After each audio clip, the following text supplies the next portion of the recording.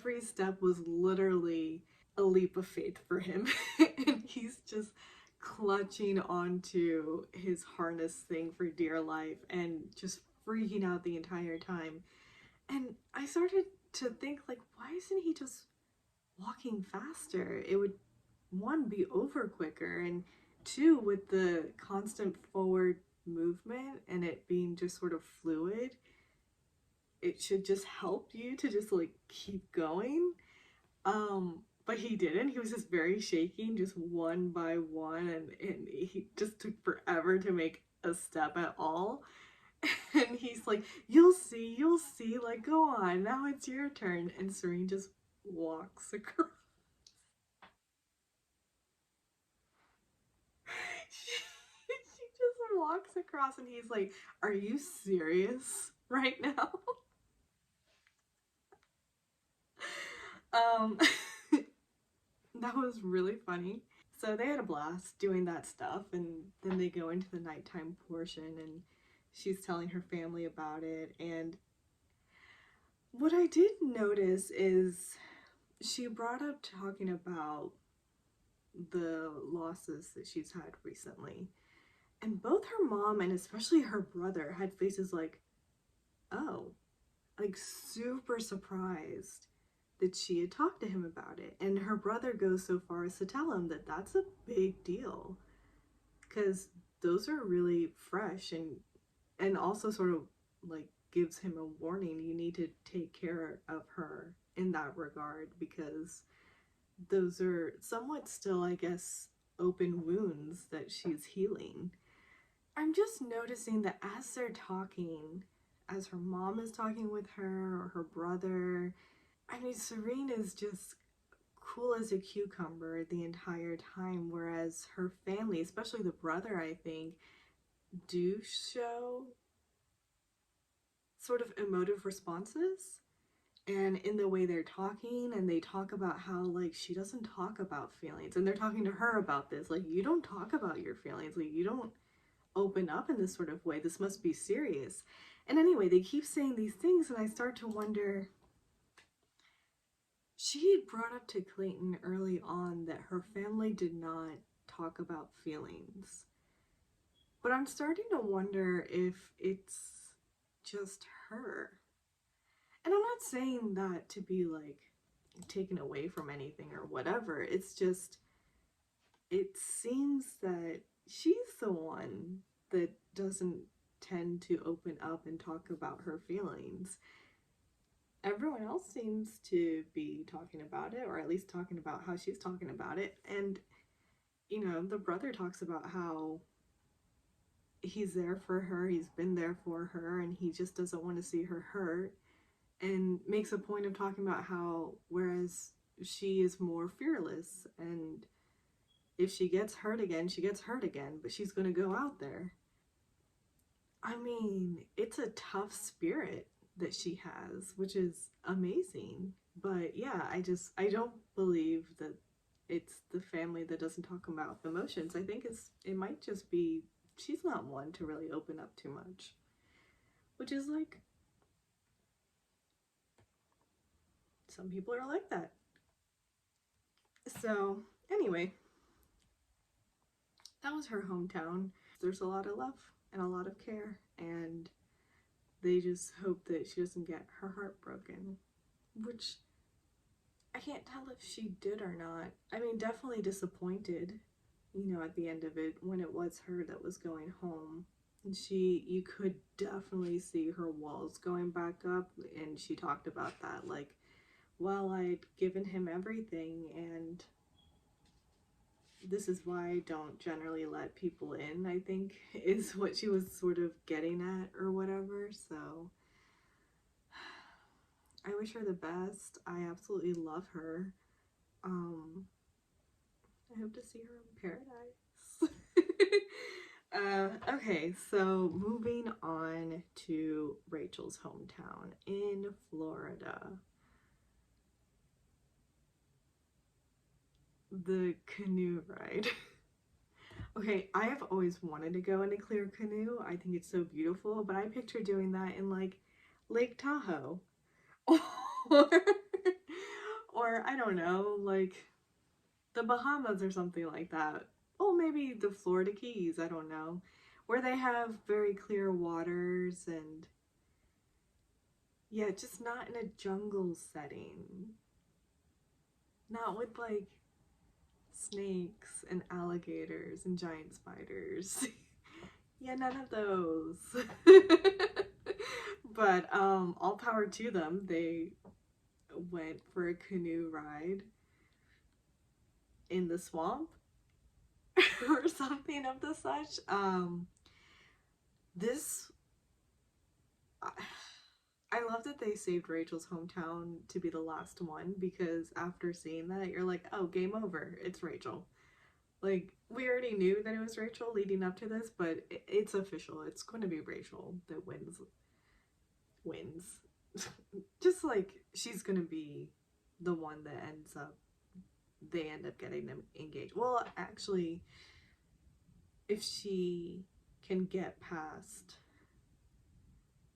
Fantasy Suites week.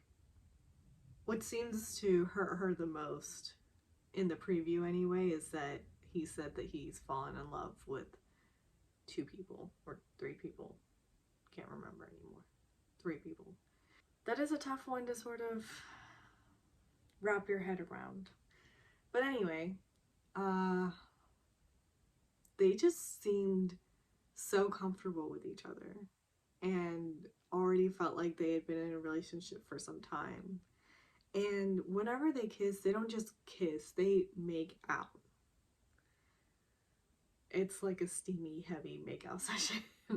And it's all slow and everything. Yeah, it's just, yeah, it's a done deal. I mean, and the thing is, it's not just the sexual chemistry over there, it's also he cares about her. The way he was talking with her family was quite different than how he was addressing the other families. With the other families, he was just very nice and polite and a gentleman. And I'm not saying he wasn't over here, he was, but I think in the phrasings and how he said certain things, there were moments that sort of I felt he was trying to hint at her family that, oh, I'm going to take care of her heart. Oh, she's going to be good. Like, I'm not going to hurt her. It's just like there are certain things he was saying that's like, yeah, I think Rachel's the one. Her friends, though, now I'm remembering that. Let me see if I can. Her first friend, I think that was Nate. Yeah, Nate pulls her and, starts talking about, like, what about the other three girls? What are you going to do about fantasy suites? And then I think he goes on to say, like, who's going to pick up the pieces?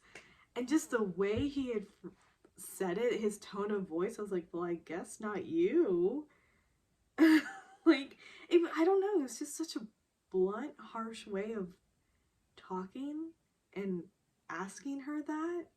And I was like, oh, maybe I'm a different sort of, I need a little bit more of a gentle touch coming from my friends, like just support me. And if it doesn't work out, comfort me. Like, it just, I think it made it even more noticeable when her other friend is talking with Clayton and says something along the same lines, just as bluntly, just as like forward facing. And for her, it actually did feel comfortable, and that was her thoughts. At least with Nate, like the way he was rapid fire throwing out these questions, kind of wonder if they were fed to him. But with her other friend, I think her name is Sam. With her other friend, she's talking about how like she had told Rachel before she was leaving, don't get your heart broken because I don't want to deal with it. You guys are supposed to be her friends. What the hell? Um, I think, and she had moved on from that comment to talk about how she just doesn't like seeing her hurt because it's just not who she is. And love that. Like, that's a great thought process to be around. But, oh, um, anyway. So, yeah, she had gone on to say that if this doesn't work out, Rachel will lose trust again. So I'm assuming that Rachel must have just a long history of failed relationships and her friends are sick of it now.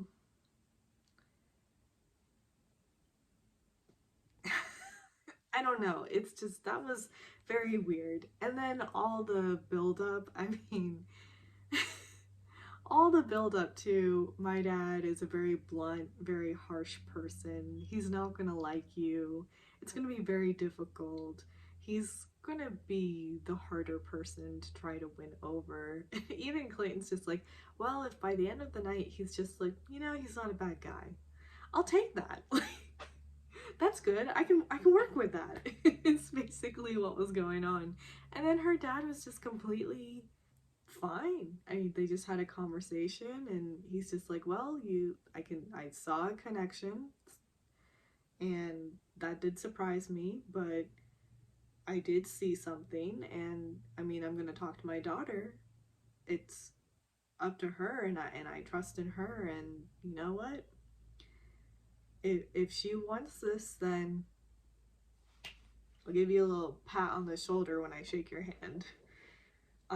Which Clayton got, so because Rachel seems head over heels. She's all the way in, and Clayton's all the way in for her, so wonderful. I don't know what's happening next week. Everyone is just going to be very, very upset.